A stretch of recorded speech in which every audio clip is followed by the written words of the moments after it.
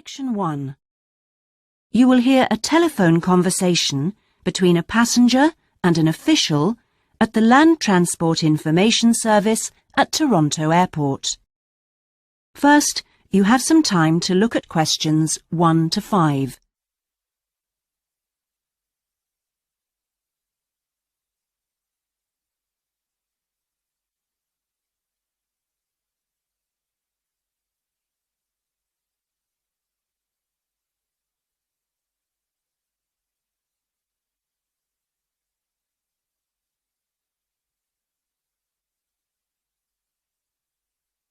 Hello, this is Land Transport Information at Toronto Airport.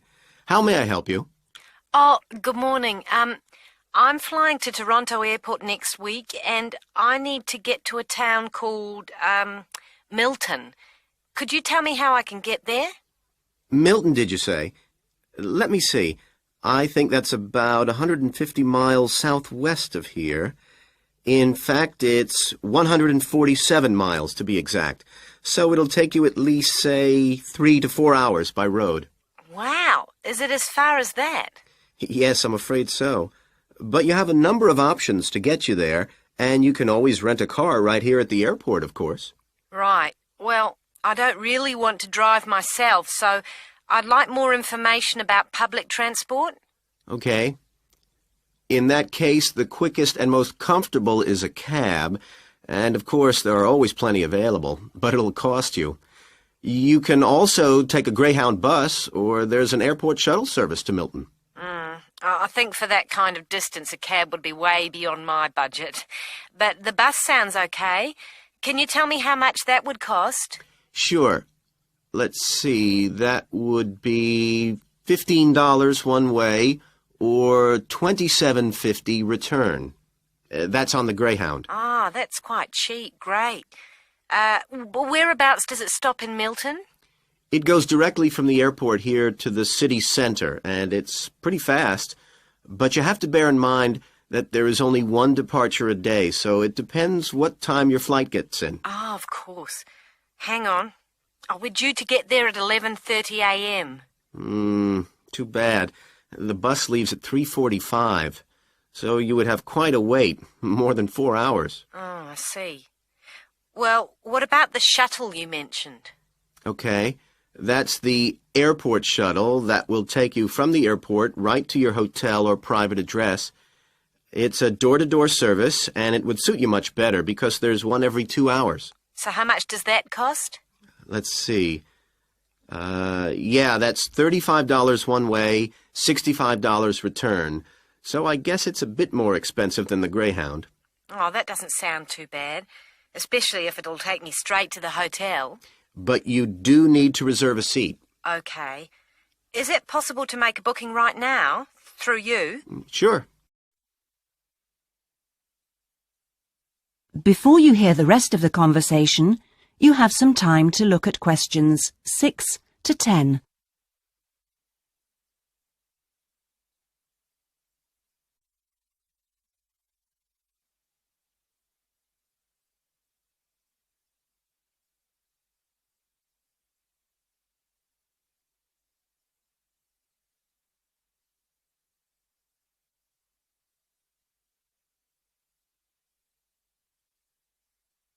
Now listen and answer questions 6 to 10. Okay, I just have to fill this form out for you. So, what date do you want to book this for? The 16th of October. Oh, no. Sorry, that's my departure date. I arrive on the 17th, so book it for then, please. So that's the Toronto Airport shuttle to Milton. And this is for just one person, or...? Yeah, just me, please. Right. And you said your expected time of arrival was 11:30?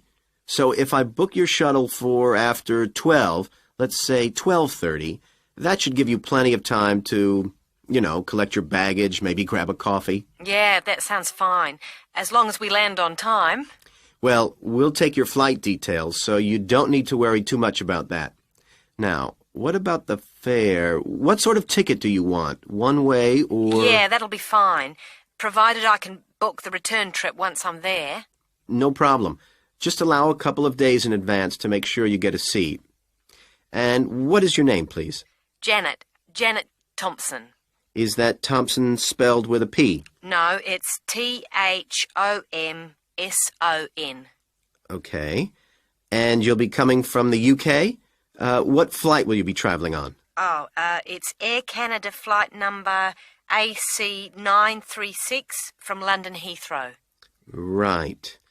Now, do you know where you'll be staying? We need to give the driver an address. Yes, it's called the Vacation Motel, and I think it's near the town centre.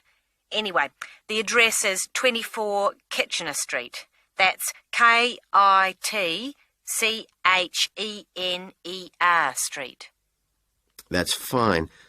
Right, so that's $35 to pay, please. Have you got your credit card number there?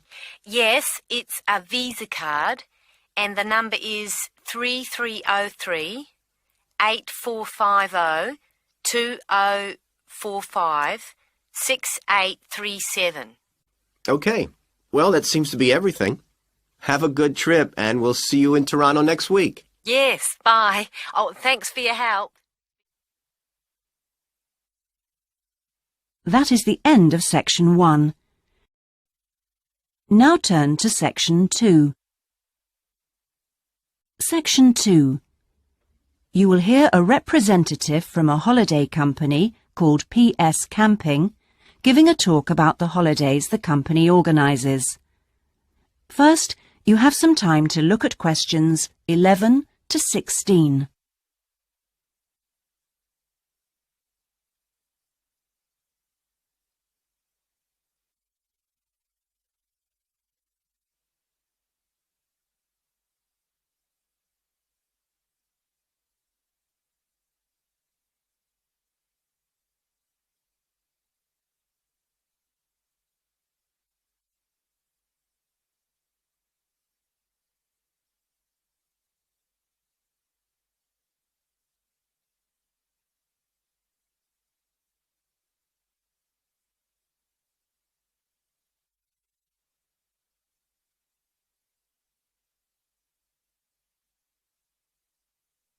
Now listen and answer questions 11 to 16. Thank you all for coming to my talk this evening. It's nice to see so many people in the audience. For those of you who don't know very much about PS Camping, let me start by giving you some background information about the company. The company started 25 years ago. It actually opened as a retail chain selling camping equipment, and then, 20 years ago, it bought a small number of campsites in the UK and began offering camping holidays. The company grew rapidly and has been providing holidays in continental Europe for the last 15 years. If you book a camping holiday with us, you'll have a choice of over 300 sites. In Italy, we now have some 64 sites that we either own or have exclusive use of. France is where we have the majority of sites, and we currently have a project to expand into Switzerland. We also have a number of sites in northern Spain, particularly in the mountainous region of Picos de Europa. We've upgraded all these Spanish sites and improved them considerably from their original 3-star rating. We believe our holidays offer superb facilities for the whole family. Parents who want their children to be fully occupied for all or part of the day can take advantage of our children's activities. These are organised by our well-qualified and enthusiastic staff. Each day kicks off with a sports match, perhaps football or volleyball, followed by an hour of drama for everyone. This may include singing or dancing, mime or other activities. In the afternoon, there's a different art activity for each day of the week, including a poster competition or model making. What's more, our sites are truly child-friendly, and with this in mind, we operate a no-noise rule in the evenings. Children's evening activities usually finish at 9:30, or occasionally 10, and from 10:30, holidaymakers are expected to be quiet in the areas where there are tents. We want nothing to go wrong on a PS camping holiday, but if it does, we also want all our customers to be insured. If you haven't organised an annual insurance policy of your own, you'll need to take out the low-cost cover we offer, and we require that you arrange this when you make your holiday reservation. There are many advantages to choosing PS camping and to recommending it to others. As a regular customer, you'll be kept informed of special offers, and your friends can benefit from 10% off their holiday, or book a luxury tent for the price of a standard one. In return, we'll send you a thank you present, which you can choose from a list of high-quality items. Before you hear the rest of the talk, you have some time to look at questions 17 to 20.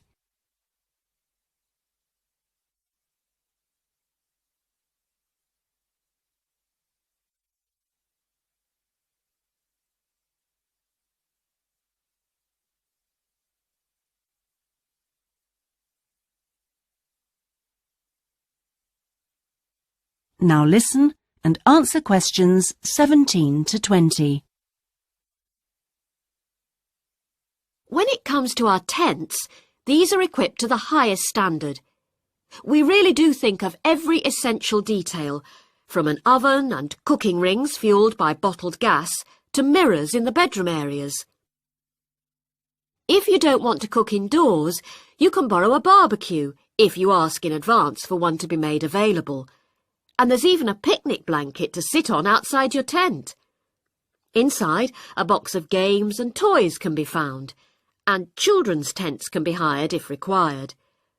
All tents have a fridge, and if you want to spend the day on the beach, for example, ask for a specially designed PS camping cool box, which will keep your food and drinks chilled. There are excellent washing facilities at all our sites, with washing machines and clothes lines in the central areas, along with mops and buckets in case your tent needs cleaning during your stay. All sites have a cafe and/or a shop for those who'd rather eat in than dine at a local restaurant. That is the end of section 2. Now turn to section 3. Section 3. You will hear a tutor talking to two business students called Philip and Janice about their research on managing individuals. First, you have some time to look at questions 21 to 23.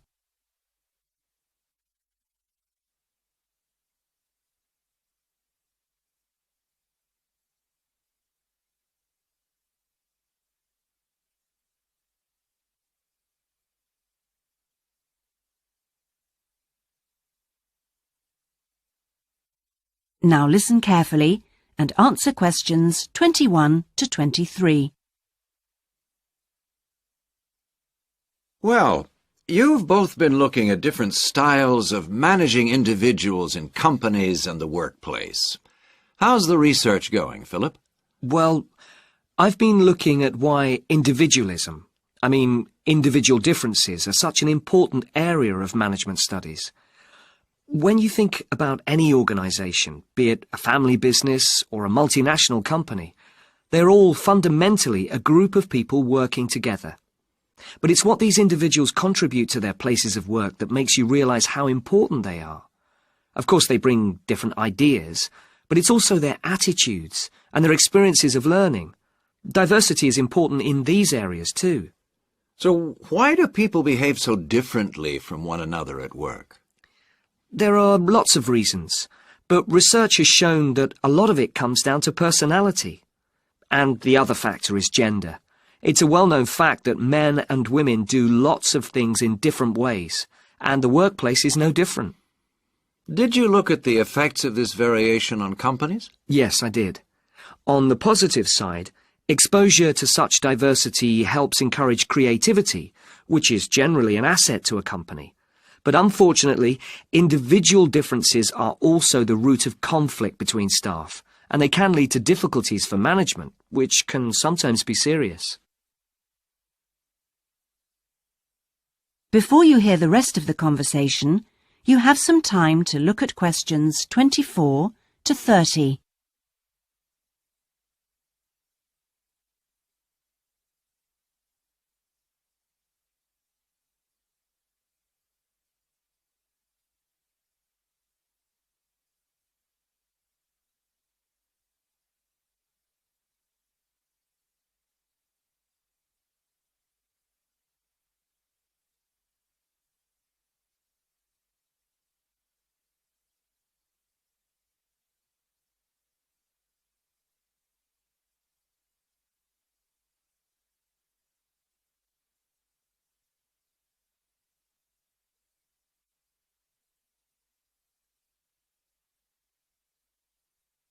Now listen and answer questions 24 to 30.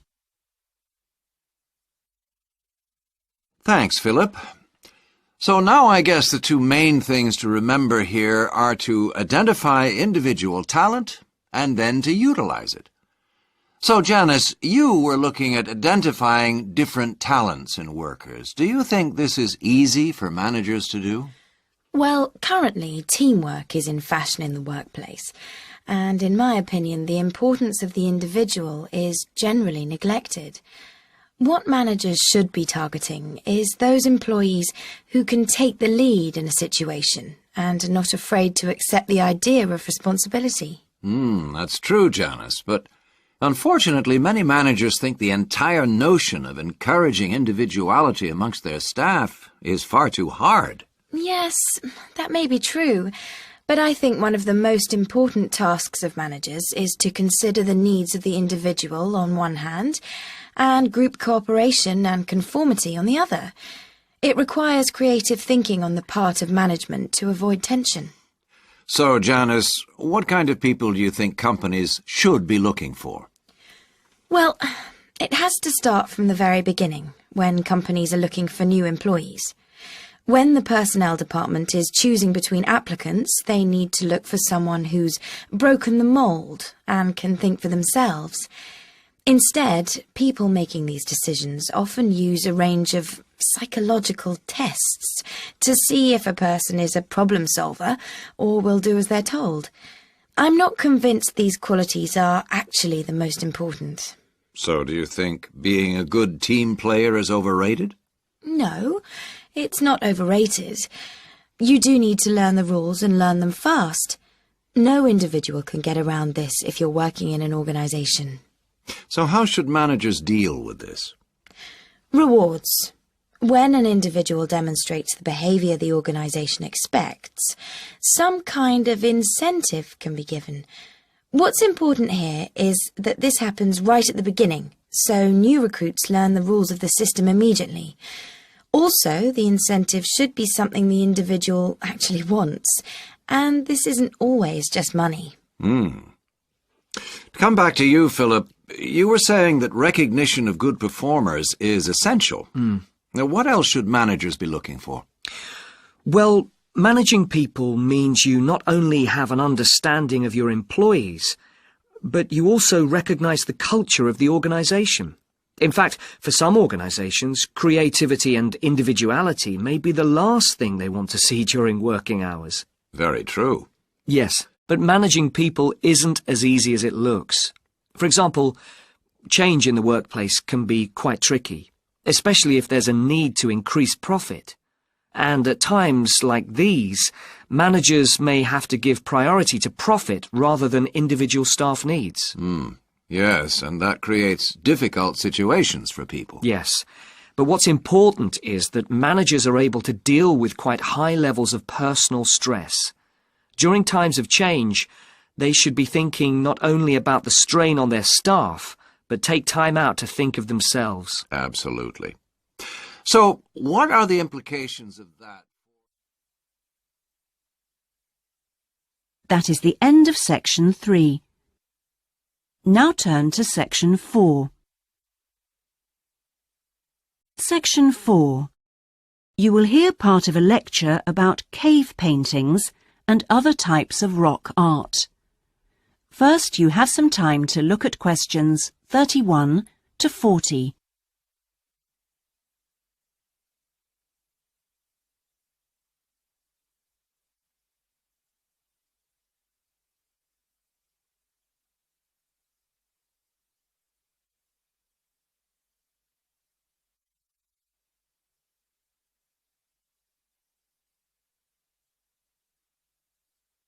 Now listen carefully and answer questions 31 to 40. Good afternoon, everyone. This is the first seminar in preparation for our archaeological fieldwork in Namibia. We are fantastically lucky to have received partial research funding for this trip from our institute, so I shall expect 200% attention and participation from you all. First, in this seminar, I'm going to give a brief introduction to contemporary research on rock art, and in the second part, I'm going to give you some do's and don'ts for our fieldwork trip in April, so please listen very carefully. I'm first going to focus on the interpretation of rock art in Namibia. We are very fortunate to be going to an area where you can find some of the most important sites in the entire world, and I hope to show you how easy it is for everyone to make mistakes in looking at cultures which are different from our own, the first and most important lesson we have to learn. In Namibia, there are both paintings and engravings. That's where the surface of the rock is cut out. Many of the engravings show footprints of animals, and most scholars used to think that the purpose of these was simple and obvious. This rock art was like a school book with pictures to teach children about tracks, which track belonged to which animal, giraffe, lion, and so on. But there were some mysteries. First, when you look at a typical Namibian painting or engraving, you see the tracks are repeated. There are dozens of tracks for the same animal. Well, you'd expect just one clear illustration if the reason, the aim was to teach tracking. Now, there were two more problems. Why are some of the engravings of animals very accurate, as you'd expect, all clearly identifiable, and others quite unrealistic? And another mystery. Some of these unrealistic animals, that's in the engravings, seem to be half human. Some, for example, have got human faces. Many researchers now think that these were pictures the wise men engraved of themselves. They believed they could use magic to control the animals they had drawn, so the hunters could then catch them for food.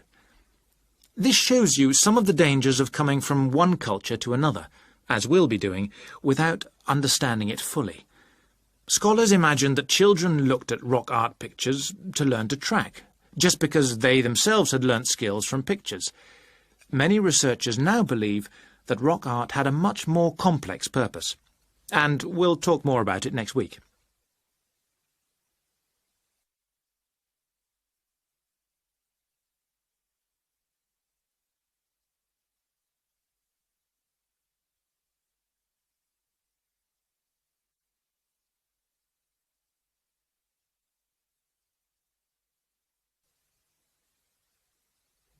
Now, before I invite you to join in a discussion in this second part of the seminar, I'd like to make some very important points about our fieldwork, and in fact any field trip to look at rock art.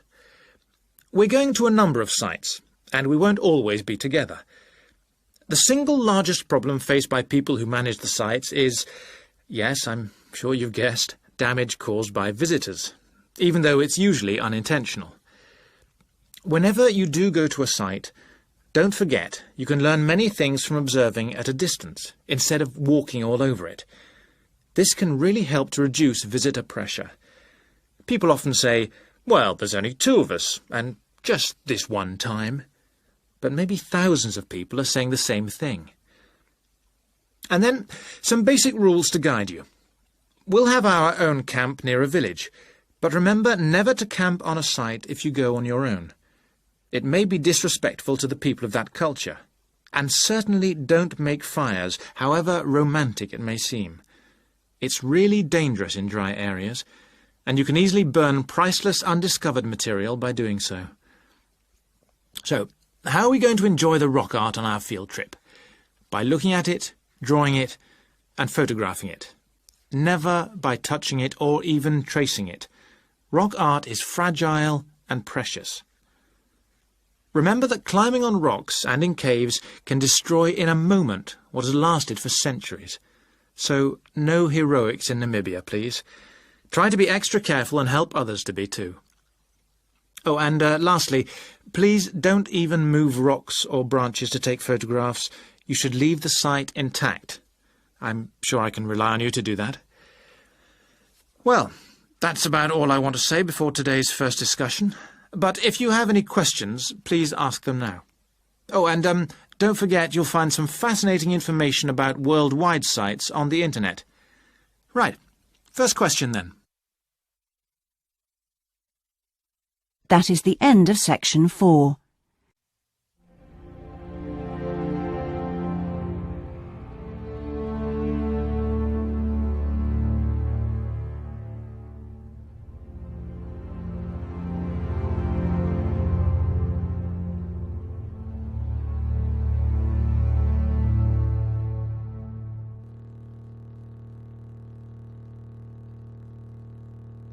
Section 1.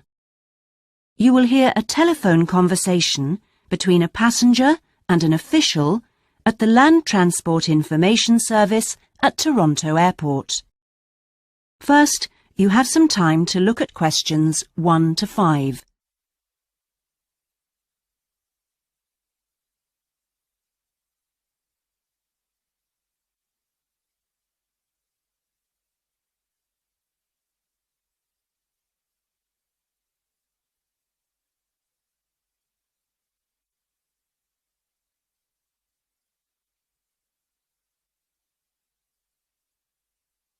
Hello, this is Land Transport Information at Toronto Airport. How may I help you? Oh, good morning. I'm flying to Toronto Airport next week, and I need to get to a town called, Milton. Could you tell me how I can get there? Milton, did you say? Let me see.